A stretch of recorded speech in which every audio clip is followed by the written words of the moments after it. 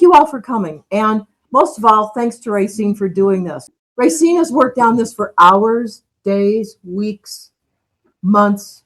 And it was probably a year ago that her and I started talking about doing something like this. And we find there's so many people interested in history around here. This was a natural topic. And Crook City has pretty much disappeared. When I first moved out here, I heard of Crook City, but I thought, where is Crook City? I don't know where the city is. So it's going to be very interesting. I know Racine has done a lot of research and she's spent a lot of time putting this together. So we thank all of you for coming today, and mostly to Racine for doing this. It's good to see all these faces I know, friends and neighbors. That's really great. I'll start this off. I put, of course, General Crook up here because that's what it was named after. But he was a very interesting man. They called him Gray Wolf. He was through here in 1875. And at that time, this was Indian territory. White man was not supposed to be here. And I always wondered, what was his duty? Why was he here? Well, he was supposed to run the white man out, but he kind of sympathized with the miners. The rumor had expanded all around. The gold miners in Montana decided to head this way. And they came down easy enough. Crook City ended up being the first city. It mainly became a real important junction. Fort Pierre had a trail from Fort Pierre to Deadwood, and it came through Crook City. I will show you maps too that will kind of give you a better idea of what they did. And you notice I had put 1890 on there. It's when he died. But one of his last feats was to help and capture Geronimo. So he covered a lot of territory in those time periods. So in 1876, you will see where all the action happened. And when I first started doing this research, I went through the old South Dakota historical books. Anybody I saw that was associated with Crook City, I'd make a copy of it because I wanted to see who was here and what they were doing. Well, it turns out that after I got all that information together, I thought, well, this really doesn't tell you a story. It doesn't give you the whole picture. So I started doing a chronological because I wanted to see what all was going on to really understand. And as I did that, it became very interesting. And there's very little out there about Crook City. This is about the extent of what you see written, about a page. It was the first city. It had the first school. It had the first everything, first cemetery. And it was really prosperous for 12 years. And it was the first county seat. And then they decided, county commissioners did, right after they had one meeting, they said, oh, let's go up to Deadwood. Oh, there's more action up there. Let's change it. So they changed it to Deadwood. And I think it had a lot to do with more gold being found. It pretty well describes, and it says Crook City 2. There were actually 3. The first one is under Pactola, underwater. Okay, the first one was 2 miles from where this ended up, and it was up on the flats. So we were kind of figuring it southwest of where Crook City is now, 2 miles.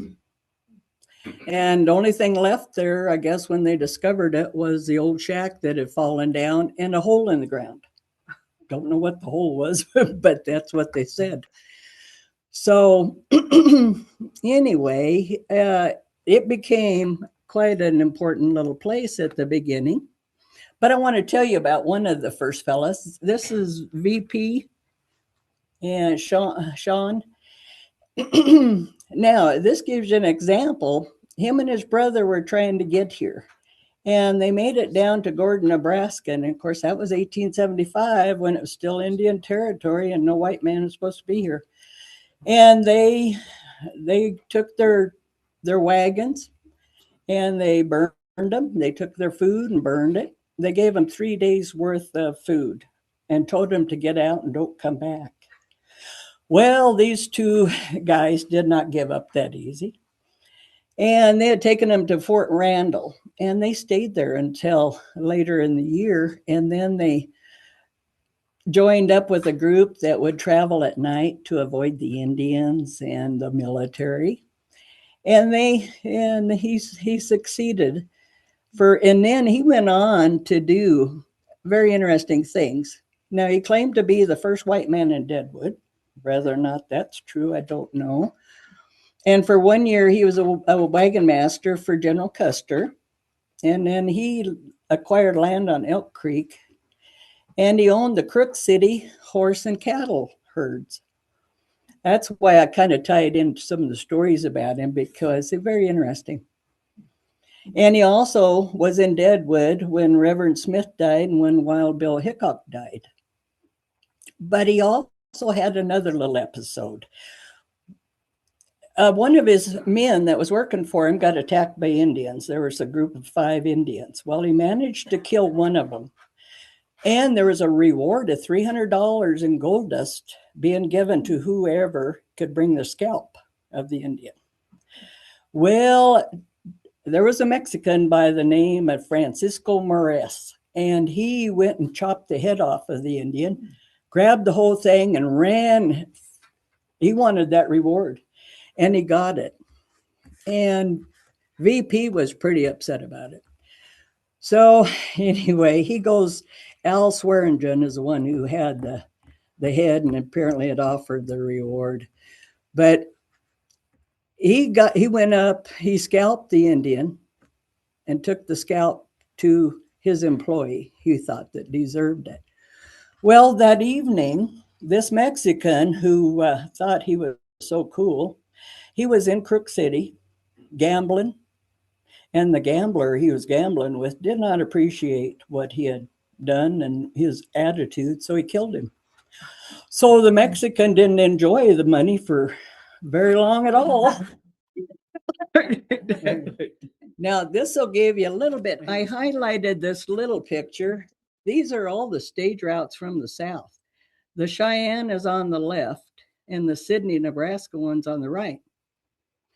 The left one, and I have a little bit bigger picture, but you'll see stage routes were about every 25 miles. They're all over the place. The Cheyenne people could come up without going to Crook City. Crook City way up there at the top. And the Sidney, Nebraska ones tied into the Fort Pierre Deadwood route. And then you don't see it on this map very well, but the Bismarck route is also up there, kind of angles in. So it was quite a junction, a very important junction. And I think it's a pretty area myself. Now, this is a little bit closer up. This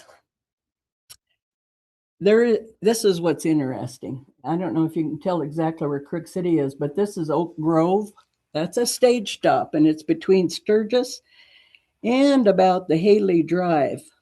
And I was talking to Jim Wilson about this because it's so hard to actually figure where the route came in. It did not go up to Whitewood. And if you see that it angles down into Crook City, they had a good place across the creek where they could cross. And so that was good. Now, when I first started doing all this research, everything looked like it went across, where the Crook City Road goes, and then on up to Deadwood. I thought that was the only route. Well, Bill Termas said, well, I think there was a route across the mountain. So the more I got to checking, he was right. They had both routes, and it depended on the weather.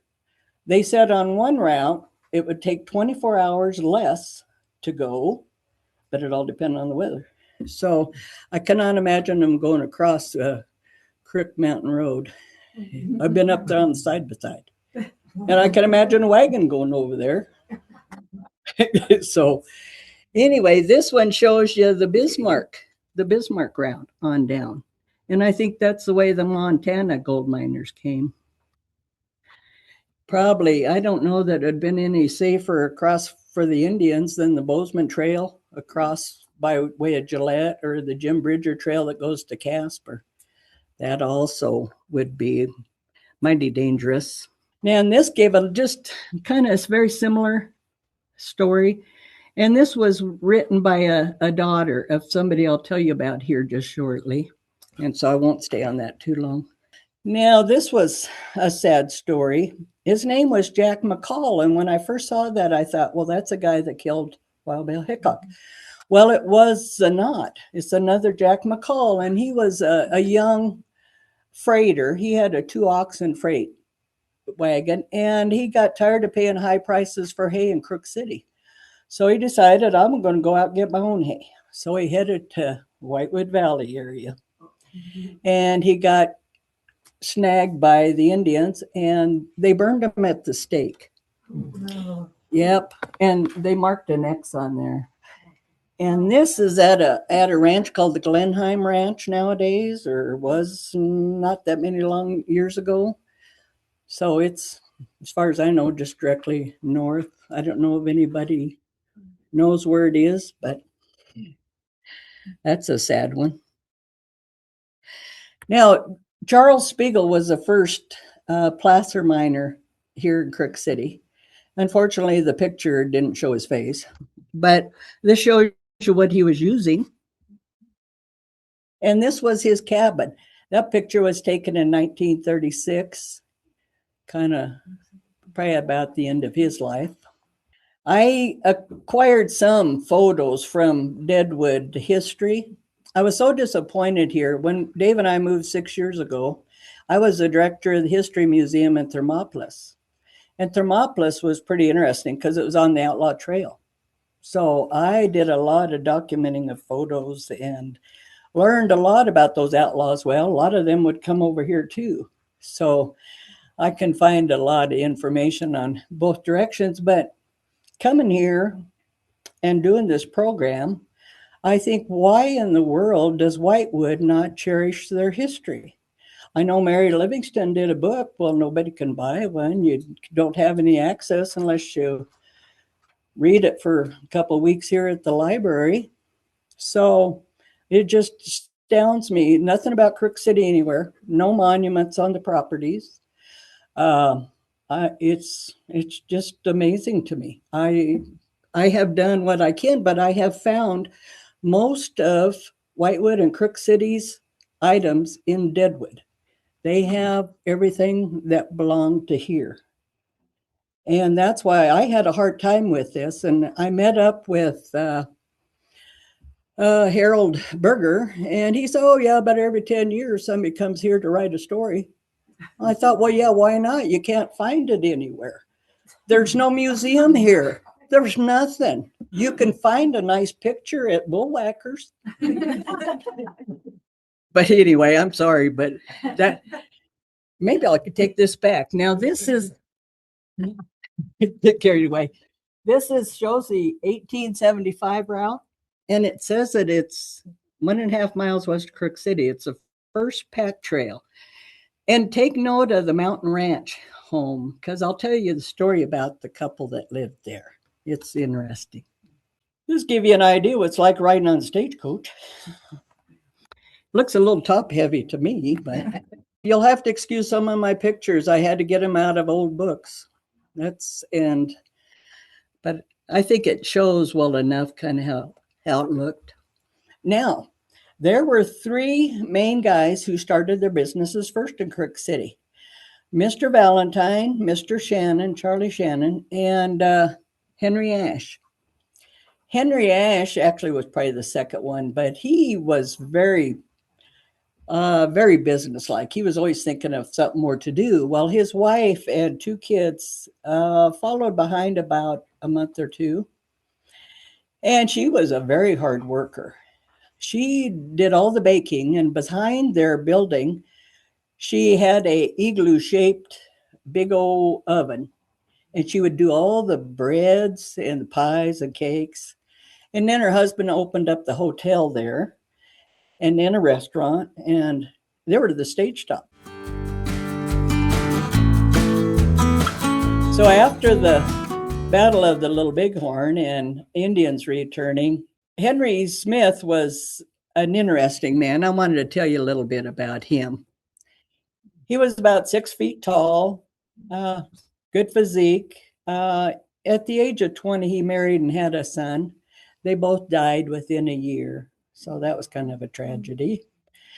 And then he remarried at the age of, I think he was about 20. Yeah, he was 34 when he remarried. But at the age of 23, he became a Methodist minister, preaching throughout his state of Connecticut. And then they moved to his new wife and him, and they had 4 kids. And they moved to Massachusetts. And then when the war broke out, he joined the 52nd Infantry. But after seeing all of the carnage, he became a doctor. And he alone decided to venture to Deadwood as a preacher. And it was just to do good by people and not for looking for gold at all. And when he was preaching too, Calamity Jane would show up. She'd grab his hat, pass it around. All right, you guys, dip in. I want $200 for him. And they would usually do it. And so she was an interesting lady. I'll tell you a little bit about her too. That kind of shows you they believed that when Preacher Smith, he had left a note on his cabin door that he was going to go to Crook City to preach. And he, with God willing, he'll be returned at 3:00. Well, he had made it about, I think it was about 3 or 4 miles down. And he was killed with 2 shots to the heart. And another man was killed right about the same time. And they were both buried downtown Deadwood. Later, they did move his body to this Mount Moriah. So he's buried up by Wild Bill and Calamity. Now, the story of Wild Bill and Calamity, I thought this was kind of funny because I'd never really heard, you always hear tidbits. But Wild Bill had apparently taken the train to Cheyenne.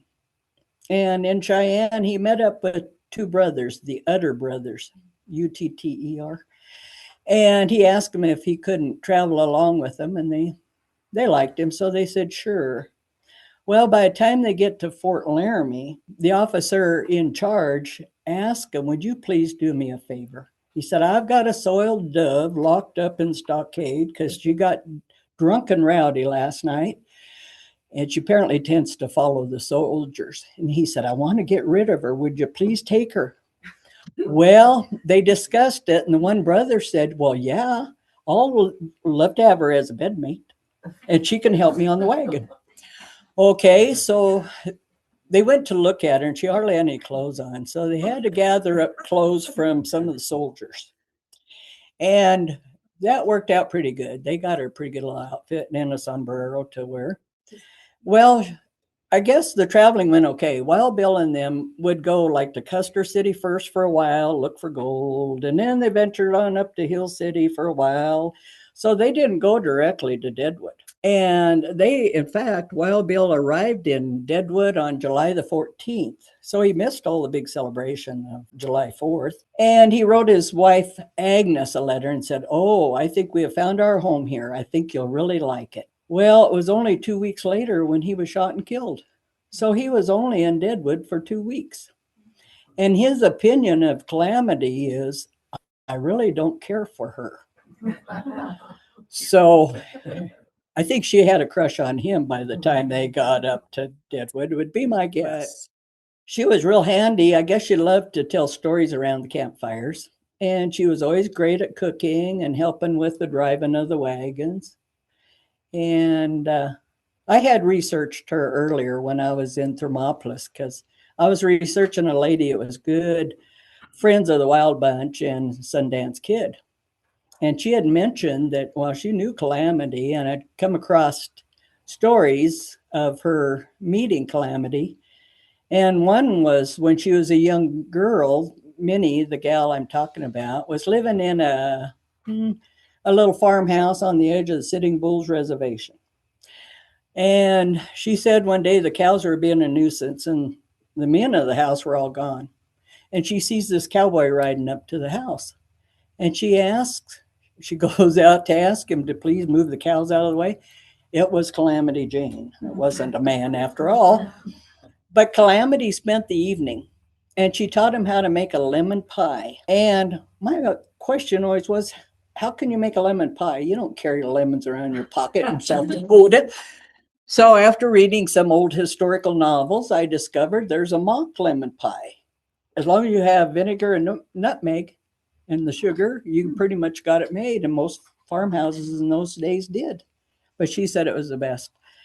And anyway, I just had to share that story of Calamity. There's a couple other pictures of her. Now, she came through Crook City quite often. And here in a little bit, I'll tell you a little bit more at the end of her life. She was well known to be very compassionate. I don't think she should have drank. It's when she drank, she got really loud and boisterous and got carried away. One of the other things that happened right about that same time period was Charles Nolan. He was a 24-year-old. He was a pony mail carrier. He was on his way in from the Fort Pierre route. He had made it into where Sturgis's hospital is nowadays. Well, close to it.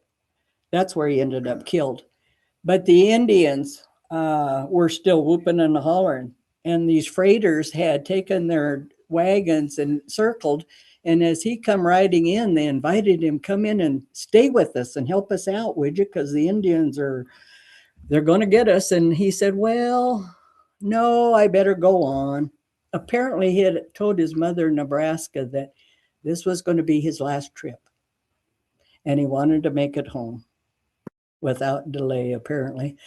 And unfortunately, they said it wasn't very long after he left their camp that they heard the shots and knew that he had been killed. And where he died was where the Sturgis Hospital is. But Sturgis has a beautiful area. I don't know if you guys have ever seen it. It's right there on the corner. Now, why don't we have something like this in Crook City or Whitewood? I mean, they can do that for a mail rider. It's fantastic. I love it. I mean, and just like this, the fate of the mail carrier, the story about it, they honored the man. But when they found his body, all the mail had been thrown aside and it was scattered everywhere. So when I had first heard about General Crook here, people would tell me, oh yeah, he had the starvation march. I thought, geez, I've never heard of that. So we have an old picture here in the library, and that's a copy of it. But what had happened after Custer lost the battle, they had sent Crook back to this area. He had made it up to Slim Buttes, and the Indians attacked. They had quite a battle, really a big battle, and it lasted quite a while. He ended up going through so much of the provisions, they were going mighty slim on what they had to survive. So he chose to try to make it on into Crook City. So they left behind a lot. And as they were proceeding to make it, they had to eat the horses, all the animals. That's what it took to get here. So they're really glad to see Crook City. And I think Crook City was glad to see them because they were so afraid of the Indians at that point. And then another story and of course, a lot of the people right about that time period were dying because of Indian battles. But this one, I don't know where this monument is. I think it's probably, I'm thinking north of here somewhere. This young couple had come. It was a husband and wife and her brother, and she was real pregnant. Well, they were here and getting really discouraged and getting homesick. So they decided to take their little old wagon they had. They only had one musket. They were unprepared, but they were in a hurry to get up that Bismarck Trail to meet another group headed home to, I think it was to Pennsylvania. But they unfortunately got cornered, and they killed them all. They only scalped her. She had beautiful long blonde hair. And they cut the baby out of her and made it sure it was dead. I mean, it was apparently a horrible scene. A woodcutter that was hiding and heard the commotion was hiding in the trees until it was over. But anyway, I think that was nice. But their bodies are buried up in Crook City in the cemetery, unmarked. There's a lot. I think altogether there's probably 40 graves up in that area. And some had headstones, some didn't. Now I got this picture of the cemetery, and it kind of throws you off because it's more of a hill than what this looks. This looks kind of flat, but and looking at the background, I'm thinking this has got to be about 1900 because there's no houses left. They've already moved them to Whitewood. And I think maybe a home or the old post office that was left. But this is quite a hillside. And you can see, well, you can see one headstone. Now this kind of shows you, I was trying to get locations of the different areas. It shows you here Crook City and the Whitewood Peak, the Crook Mountain, and the Whitewood Gulch. They do have a line, you really can't see it much on there. It shows you the trail, and that's the one going across. Which reminds me, I was always curious as I was reading these books. They have Centennial Prairie, Centennial Park, Centennial City, Centennial Valley. And I'm thinking, where is all this? I just, okay. So I had my friend Bob here. We got together with a map and sections, and I think I kind of figured it out. But this kind of tells you a little bit about what was going on. And then it grew to 3,000. They figure about 3,000 people lived in Crook City. Yeah, and as the gold was being played out more, of course, people would leave. But it was supposed to have been pretty equal in size as Deadwood and just as wild as Deadwood. And I'm sure it probably was. This is my favorite picture. Yeah, downtown Crook City. You'll see Valentine's, and you can kind of see the bakery is in the middle on this one. But across the road would be the barns and the blacksmiths. And that looks like it goes all the way over to the Anderson place and south to the southern point of Whitewood and north across the interstate quite a ways. So that was all Centennial Park. And then Centennial Valley is what, in between, kind of in between the park and along the prairie. And you notice the Crook City is only one section, 640 acres, section 33. I have a copy of the designation, but it had a little town there. It had like 52 people. Oh. Yeah. So it's always been kind of confusing to me. So I thought I would kind of share that with you. Yeah, the prairie area, the Centennial City. Centennial was a very popular area. Some of the farmers came from Iowa, and they noticed the land was good. So they planted vegetables to feed the miners and the locals and did really well with it. And all of the oxen that needed to be grazed, there's no grazing in Deadwood. They left all the oxen and animals down here. Say it was an important area down here. Now, the old route, and I think you can look at this and recognize it, as you go out Crook City Road, you go on past, and instead of that sharp corner to the right takes you down to the stop signs, you go straight a little bit further, and then you head south. It shows you to Centennial City, where the city itself was about a half a mile. So I thought, well, that's kind of nifty. And then there's an old halfway house Bob took me to, the Thompson halfway house, which would have been probably up that route. How far would you guess it to be? Mile and a half, maybe. Okay.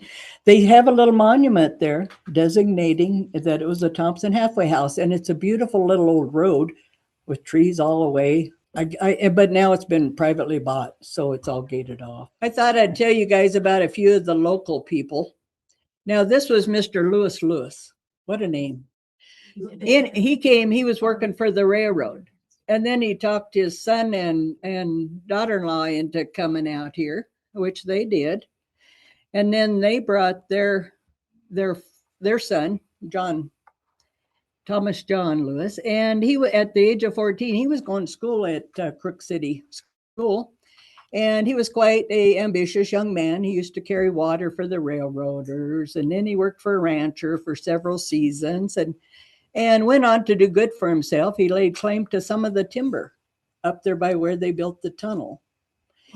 And Yeah. So I just thought I'd throw that in. That shows you his cabin. Can you imagine? Look at that bridge. Doesn't look real sturdy, does it? And I know they space out a little, so that was good. And they're all headed up, of course, Deadwood, Homestake Mine. This was an 1889 photo. I thought, give you an idea just how rustic and tough everything. Then the captain, now I noticed a lot of veterans, and I'm sure all Civil War, and they're probably from the North and some from the South. But Captain High Pickering and his wife Elizabeth and their daughter Jenny May were coming across they ended up in Crook City, but they come through the Brule Reservation and they stopped at Chief Spotted Tail's reservation. Now, Chief Spotted Tail was one of the best Indians for wanting peace. He even helped negotiate some of the peace conferences. And while they had to camp at his area, and apparently he liked to come by and talk to the different white men. And he noticed that pretty little 2-year-old girl. She had the beautiful dark brown eyes. Well, he offered to buy her for a horse. I'll give you a horse for it. Nope. And then he worked all the way up to 5 horses. And they said no. And he said, there's no papoose worth more than 5 horses. So he got on his horse and went back to his village. He then told his wife all about this beautiful little girl. And she had beaded a turtle, and he wanted to show her this little girl. So back to the wagons they go. And they presented this little turtle as a keepsake. And that was kind of interesting. But I saw a little episode about a week ago about Chief Spotted Tail. And it was very interesting because about 5 years after this incident, he goes to one of the other, I think it was a Lakota Sioux tribe, and he spots this beautiful woman. Well, he must be kind of a womanizer because he told the brave that she was married to that he wanted her. And he said, no. He said, I am chief. I can have her. And he killed him. He stabbed him with a knife. So that ended Chief Spotted Tail. And in order to, I guess it was their justice, he had to pay their tribe so much money. And then it was okay. Well, there was a white man in Deadwood who didn't like that idea. He hated the Indians anyway. So he's tried to rile everybody up to string up this Indian that killed the chief. It ended up in Deadwood, up in court, and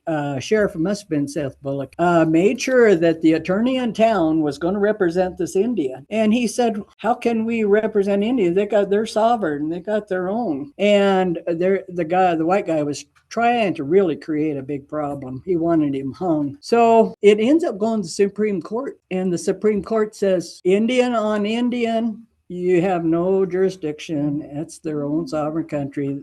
Let the guy go. So the brave got to go home with his wife. But I thought, oh, he had many wives, this chief. I don't know how many, but many wives. Now, these are some of the old pictures I found in the old book. This is one of the old barns. And down below, there's 2 graves. And they were from, well, they called them 2 smart alecks that got into a drunken argument and went out and shot each other. And so they buried them up on the hill. It was located somewhere between Crook City and Whitewood. There's a picture of what the old cabins kind of look like. Pretty rough living, huh? Now, I should tell you a little bit more, too, about Captain Pickering and his wife. After several years, he got very restless. And he managed to get 16 guys to go with him on a winter expedition to Yellowstone. They never returned. None of them. Nobody ever knew whatever happened to them. So she ended up remarrying one of his relatives. So she kept the name of Pickering and had several more kids, and they moved north Whitewood area. Now, this is a cave, and it said, in fact, Charles Haas is the one that had most of these documented photos that I got from the Deadwood history. And he said that there was 12 Chinese that lived in here, and they had $12,000 worth of gold with them. And there's another picture of the old schoolhouse, and that's the tunnel. It was supposed to be like 900 feet long in order to get the train up to Deadwood. And then after the train quit, they removed all the track, and it's private property and all been blocked. So this is kind of a rough picture of the old miner's warming shed. Not very big, but I bet it would work in the wintertime. Had a stove and room for several people. And that was supposed to be on the south end of the tunnel, or the north end. Get myself backward there. Now this picture, Paul Hornstead that does all of the 100-year pictures, I got this from Don and Jim Wilson. But what amazes me is, of course, the difference in the trees in 100 years. And by looking at the picture on the right, I would have never guessed there were such drop-offs. Look, and I could see why the wagons and such could not make a lot of these hills. Nowadays, you don't really realize the ruggedness. You can see a lot of the houses in the old days were on the bare side, but it's really kind of a neat picture. This is taken up by the cemetery. Oh, in 1884, Captain Knight planted his 100 fruit trees around Whitewood and Crook City. I mean, his wife had the 160 acres, and a lot of people, when the train came to Whitewood, that was one of the things they came for, was the fruit that was grown on those trees. It had quite a reputation. Give you an idea on how those train rides were. Isn't that amazing? Look at those hillsides. This is a cemetery again. This is an old picture out of a newspaper. Yeah, there's that one main one. This was, I think, a 10-year-old girl. I have made a list of everybody I've figured or been told was buried at Crook City. And I think there was about 40 of them. Now, when everybody started moving to Whitewood, some of those were moved, but there's also some they only moved the headstone. And there's some that they couldn't find where the grave was. And they would mention that. So in that case, they didn't. But poor old weathered things, huh? Yeah, this article from 1962. And it tells about the Charles Nolan and a little bit about Crook City and Charles Haas. And he's the one that supplied all of these pictures. He documented them, and they're in Deadwood. All of his. And he lived north of town here. In 1900, he got married. He got married in 1899 to that little 2-year-old girl that the chief wanted. And the reason, he was working for the J.B. Horse Ranch, and there's the 3 brothers, and one of them was pretty mean to horses. He would take the pitchfork to prod the horse. Well, Charles Haas did not like that too well. Well, one day he was riding with, I'm not sure if it's that one brother or one of the others, but he had turned the pitchfork backwards so that instead of hitting him with the tines, he had hit him with the handle. Well, Charles was riding backwards on the hay wagon, and I guess they hit a big bump. Ended up with the pitchfork in his back. And the guy had to literally stand on him to pull the pitchfork out. And it was the most miserable, I can only imagine. And they went to the closest place, which was the Pickerings. And that's when he met Jenny and fell in love right away. I'm sure she must have been a pretty gal. And they ended up married. But I thought, oh, what an awful story. What pain, huh? Yeah, this is kind of the list I've come up with who I have found that are buried there. And then these are the ones that were moved to Whitewood, thanks to some old records from the Whitewood Cemetery. I think it was a lady in the 30s made up the list, which was because the families moved to Whitewood and they wanted them close, even though it was a mile away. Yeah. There's a lot more than you would guess. Yep. And then we have the churches. Yeah. In 1887, the Whitewood House Hotel moved from Crook City to Whitewood, and then it burnt down. And then the Methodist Church was moved to Whitewood, and the Methodists disbanded and the Lutherans took over their services. And then when they built their own church, the building was sold to Albert Grimsboe, who moved it to Pine Street, which is now the Senior Center. Yeah, in 1973, the Senior Center Association bought it. Yep, so it's quite an old historical building. See, and a lot of those family members that started their generations back in Crook City that moved to Whitewood, you know, wouldn't you want to value that history? Wouldn't you want to? I don't know. Anyway, in November 1887, the railroad opened. This is the depot in Whitewood. That was kind of neat. I always wondered what it looked like. And when Rick Mills came and told us all about it, he had this cool picture. And I guess it ended up being a great place to go to dance, wasn't it? Everybody left to go to dances in the old depot after. Now, Colonel Harry Williams, he had the last store in Crook City, post office. 1888. That's quite the little old building, isn't it? I think it's kind of cool. Yeah, kind of. And then that same year, 1888, was the children's blizzard. And we have the book in the library here, but it's the saddest thing. And it's the weirdest of storms because, you know, I remember 1887 being noted for wiping out big cattle ranches in Wyoming. And this would have been just in January of 88. And another Canadian cold front come down and nobody knew it was coming. Course. And the school kids, it was a beautiful day in the morning, and the kids wanted to go to school so they could see their buddies and play. And the ranchers and farmers went out in the field. They weren't wearing sweaters or jackets or anything. Oh, it was so nice. Well, by noon, this storm had already passed through North Dakota, and it hit here probably about noon, all in South Dakota and Nebraska, some of the southern North Dakota. It was a big, and it was extreme warmth to extreme cold.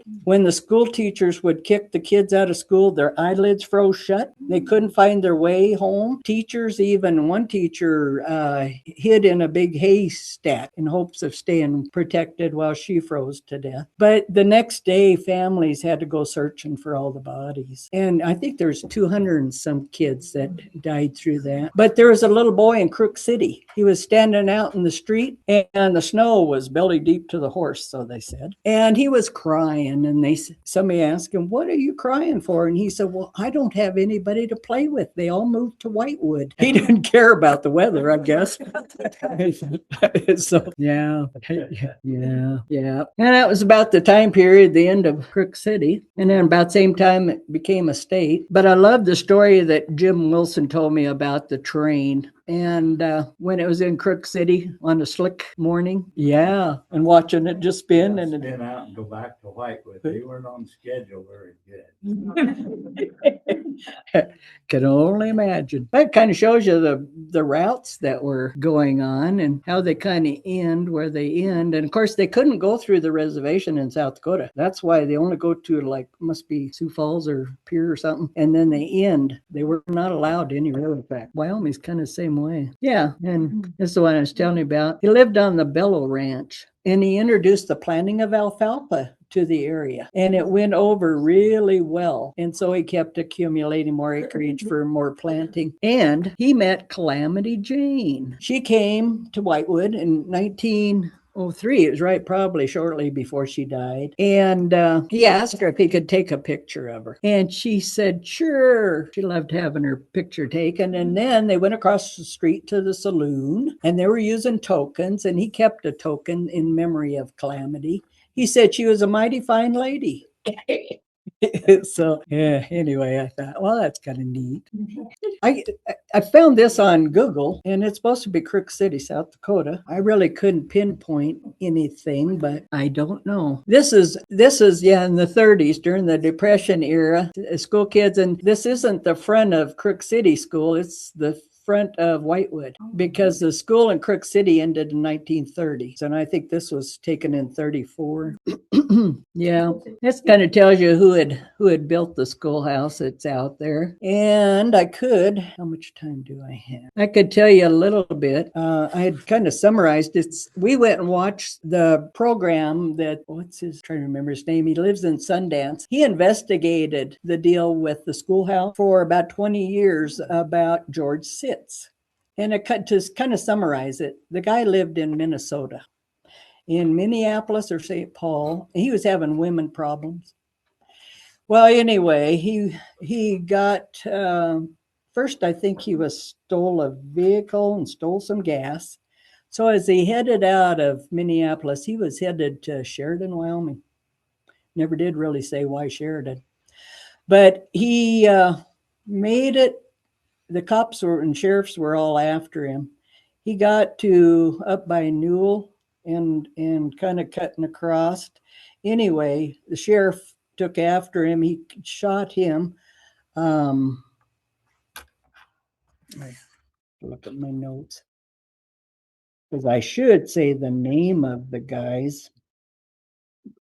He killed 2 law officers north of Belfouche, basically is what it is.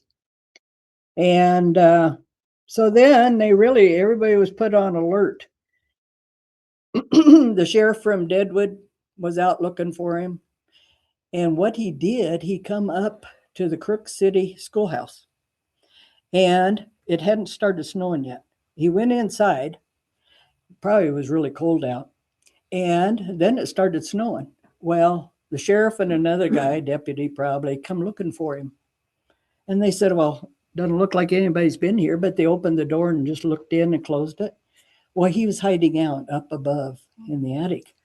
But then he got real cold, so he took his boots off, set them on fire so he had some warmth. Well, that was kind of because he didn't want to alert anybody with a fire going in the stove. So anyway, so then he had to take cloth to bound his feet so he could take off then when he felt like it was safe. Well, he headed up towards Deadwood, and he spots this house with a cellar that's kind of adjoining to it. And he goes over there and it's unlocked. So he goes down into the cellar, and it's a nice cellar. It shows the food, and he had nice sand to sleep in. Well, the sheriff lives there. And he comes out and locks that cellar as he's headed off to look for this convict. Well, 7 days later, here George is still in the basement, loving it. He had food to eat, place to sleep. It was comfortable. And the little 4-year-old girl upstairs with her mother loved to sing. She was always singing. And he didn't have a good childhood. So he thoroughly enjoyed his week there. He said he never would have hurt that woman or the child. He wasn't that way. So then after 7 days, the sheriff, they all give up. He comes back and he unlocks the cellar and goes in the house. And so George comes out, he goes in and carjacks a young guy with his vehicle. I think they're in Deadwood, and talks him into taking him to Beulah and that direction. A lot of snow on the ground. And I'm sure it was like a regular old car with 2-wheel drive and not doing real well. But they get past Beulah, and George wants him to get out. And he gave him a coat to wear, and $10, I think. And then so off he starts walking back to Spearfish. And in the meantime, George is headed down the road. He gets almost to Sundance, goes down the Mosky Road. Car goes off into the borrow pit and gets stuck in the snow. So he walks to the local ranch. And at this ranch was a husband and wife. And he said, "Would you guys please help me get unstuck?" And he said, "Well, okay." So she packed her gun. She thought, "I don't know this guy. I'm taking my gun with me." So they get in the vehicle, go out and see where he's stuck. And the rancher said, "Well, I'm going to need my tractor." So they went back to the house, got the tractor, went back, got him unstuck. And then he goes on his merry way. And he goes by way of Gillette on down towards Casper. I don't think he had a map with him. After he gets past Casper, then he heads on towards Shoshone. And he gets to the little town of Lysite, which only has population like 5. And there's a road that heads north. And he knew probably in his mind he should be going north. Well, he should have gone north from Casper. And Lysite was quite a ways away. And so he was kind of going in circles. Well, the few residents there decided to call the law. They thought something's fishy about this guy. Well, Casper sent 2 men that were undercover. They didn't want to spook him. They did manage to arrest him and got him back to Casper. And then they met in Lusk with the South Dakota officials. Anyway, a year later, he is executed. They had to borrow the electric chair from Indiana. And it was in 1946. And he was the only one that's ever been electrocuted in South Dakota.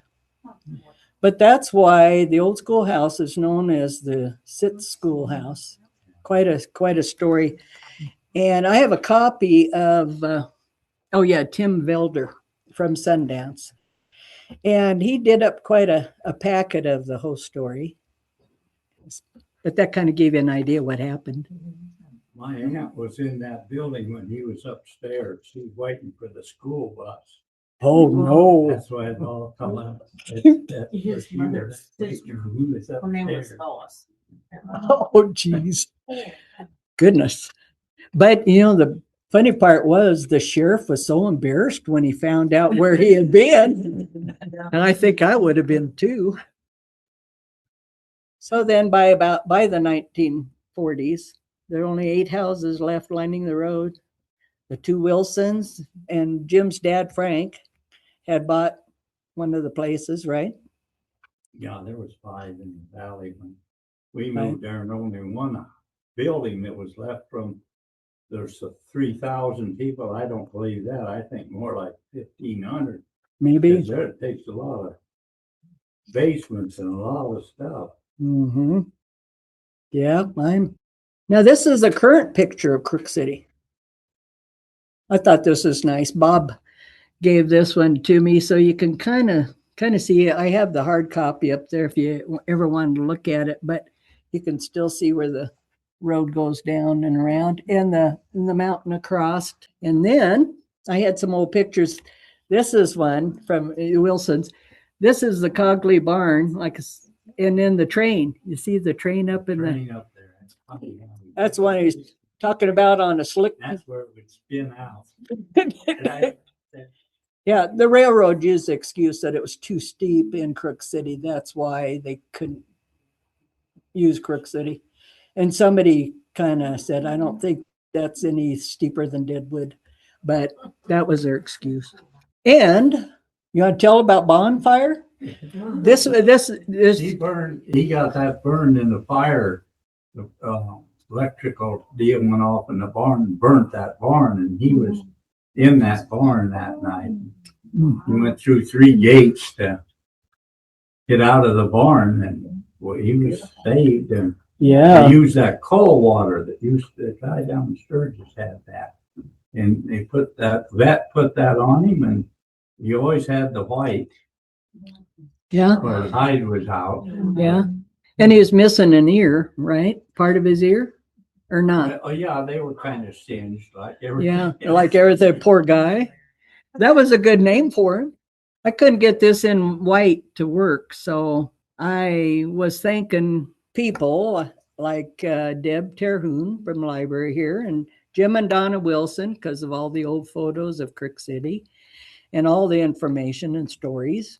And Anna Mars and Davida at the county deeds office. That's how I got the maps back there. And Jeanette Wallace for the pictures of the cemetery, and they're in the Crook City book. So if you want to see more current pictures of the cemetery. And of course, Tia and Rose Spears,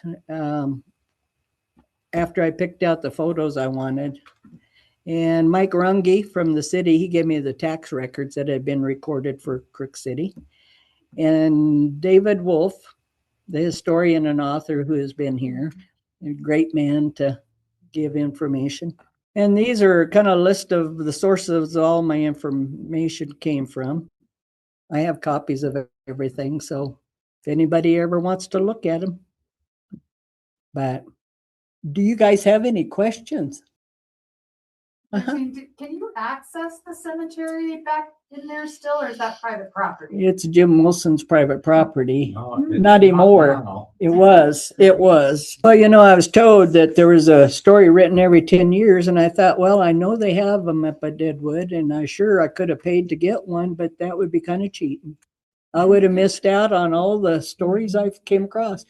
I don't know if they did or not, but maybe out of curiosity, I'll get one of them.